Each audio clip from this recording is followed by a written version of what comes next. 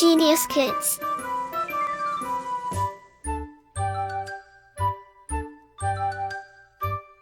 Cultivating love for learning.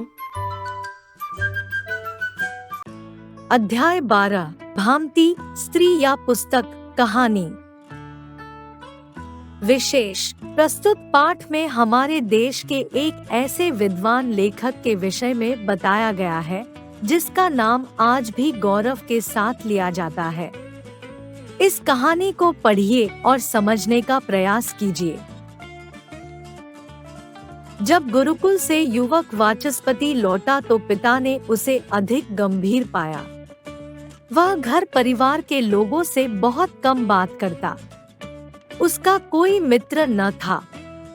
हर समय पुस्तकों में खोया खोया रहता अथवा गंभीरता पूर्वक कुछ लिखता रहता। पिता चिंतित हो उठे, कहीं पुत्र घर छोड़कर साधु सन्यासी न हो जाए।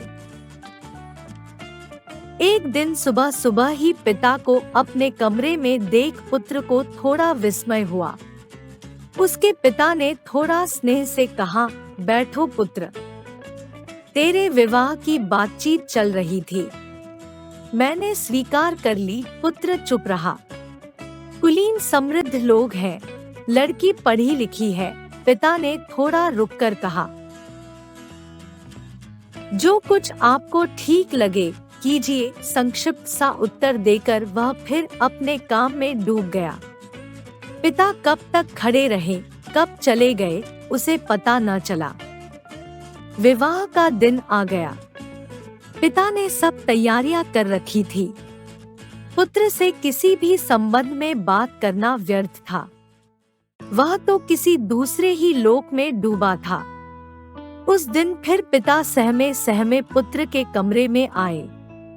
कुछ देर खड़े रहे। पुत्र लगातार लिखे जा रहा था। पिता ने कहा, बेटा। पुत्र ने आंख उठाई। पिता को देखकर पूछा, क्या है पिताजी? बेटा, बारात तैयार खड़ी है। लोग प्रतीक्षा कर रहे हैं।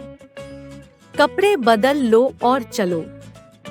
चलो पिताजी, कहकर वह फौरन उठकर चल दिया। उसने कोई आपत्ति नहीं की। नववधू के आते ही सारा परिवार स्वागत की धूमधाम में डूब गया। 2-3 दिन घर में मेला सा लगा रहा, पर दूल्हा इस सारी चहल पहल और गहमा गहमी से दूर अपने कमरे के एकांत में फिर से अपनी पुस्तकों के घेरे में डूब गया। दुल्हन ने देखा, सभी सुख सुविधाओं के अंबार लगे हैं, पर पति सब चीजों से बेखबर होकर अपनी पुस्तकों में, अपने लेखन में हर समय खोया रहता है। उसे भय भी लगा, उत्सुकता भी जागी। वाचस्पति जब प्रातः काल दैनिकचर्या के लिए निकल जाते तो भामती बड़े ध्यान से पति के लिखे कागजों को उलट पुलट कर देखती और उसे समझने की कोशिश करती, पर कुछ भी समझ न पाती। हाँ, इतना अवश्य समझ गई कि उसका पति किसी महान ग्रंथ की रचना में लगा है। उसने पति के काम में किसी भी तरह की बाधा न देने का निश्चय कर लिया।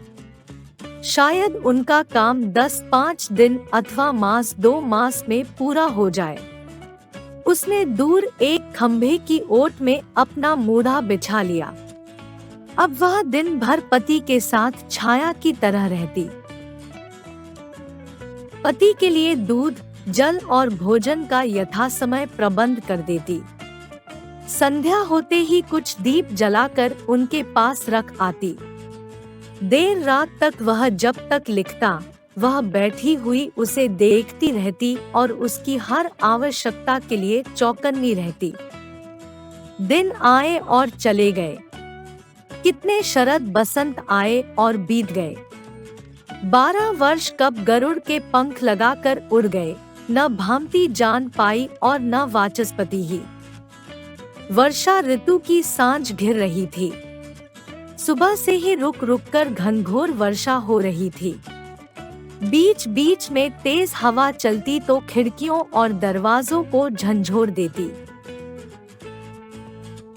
भामती ने कमरे की सभी खिड़कियों को ठीक से बंद कर लिया था। वाचस्पति सदा की तरह ही अपने काम में डूबे थे। अचानक तूफान का एक प्रचंड झोंका आया। झोंके के आघात से खिड़की फट से खुल गई, सारे दीपक एक साथ बुझ गए। वाचस्पति चिल्लाए, दिए लाओ। भामती उठी। आज करवा चौथ थी। वह पूजा की तैयारी में व्यस्त दूसरे कमरे में थी, इसलिए दीपक लाने में कुछ देर हो गई थी। बड़ा सा एक दीपक हाथ में लिए हुए वह लौटी और पास के दीवट पर सावधानी से रख दिया।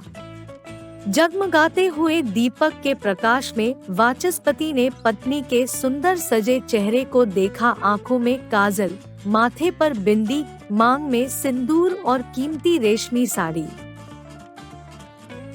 विस्मित वाचस्पति ने पूछा, तुम कौन हो? भामती हंस पड़ी, जैसे शरद के भोर में चंपा की झाड़ी से सैकड़ों फूल झड़कर बिखर गए हों।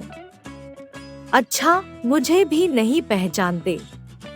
धन्य भाग्य, आपने पूछा तो सही। क्या आपको कुछ भी याद नहीं कि 12 वर्ष पहले मुझे ब्याह कर लाए थे? 12 वर्ष? वाचस्पति चौंक पड़े। हाँ, 12 वर्ष याद कीजिए, हमारा घर और वह उत्सव। भामती अब भी हंसे जा रही थी। वाचस्पति की आंखों में आंसू छलछला आए। तुम नहीं जानती भामती, हमने कितना बड़ा अपराध, कितना बड़ा पाप कर डाला है। हमने तुम्हारा सारा जीवन नष्ट कर दिया। हमने प्रतिज्ञा की थी कि जिस दिन हमारा यह महाग्रंथ पूरा हो जाएगा, हम अगले दिन सूर्योदय के साथ ही घर छोड़कर संन्यास ले लेंगे। ओ, हमने अपने स्वार्थ में तुम्हारा सारा संसार चौपट कर दिया। वाचस्पति के आंसू बहे जा रहे थे। भामती कुछ देर तक पति को एकटक देखती रही, फिर खिलखिलाकर हंस पड़ी। सुनिए पंडित जी, आप तो ठहरे इतने बड़े विद्वान, जबकि हम तो एक साधारण सी स्त्री हैं, पर इतनी बात हम भी समझते हैं कि इस संसार में अधिकांश स्त्रियां जन्मती हैं, विवाह करती हैं, घर परिवार चलाती हैं, बच्चों को जन्म देती हैं और एक दिन सब मर जाती हैं। यही उनकी यात्रा कथा है। हमने यह सब न करके अपने पति से इतना बड़ा कार्य करा डाला, जिसे पीढ़ियां याद रखेंगी। मैं पूछती हूँ आपसे कि भला क्या बिगड़ गया जिसके लिए आप इतना अफसोस कर रहे हैं? अरे, मैं धन्य हो गई।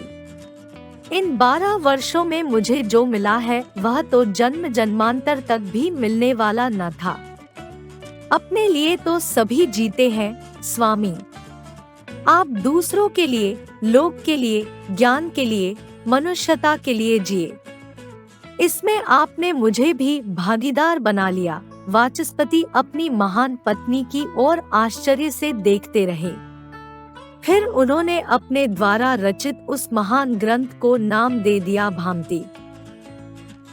शब्दार्थ: विस्मय का अर्थ है आश्चर्य, व्यर्थ का अर्थ है बेकार, प्रतीक्षा करना का अर्थ है इंतजार करना, आपत्ति करना का अर्थ है ऐतराज करना, नववधू का अर्थ है नई दुल्हन, अंबार लगाना का अर्थ है ढेर लगाना, दैनिकचर्या का अर्थ है शौच जाना, स्नान करना, पूजा करना, यथा समय का अर्थ है ठीक समय पर, प्रचंड का अर्थ है बहुत तेज, आघात से का अर्थ है चोट से, धक्के से, दीवट का अर्थ है दिया रखने की जगह, चौपट करना का अर्थ है नष्ट कर देना, अधिकांश का अर्थ है ज्यादातर, यात्रा कथा का अर्थ है जिंदगी की कहानी।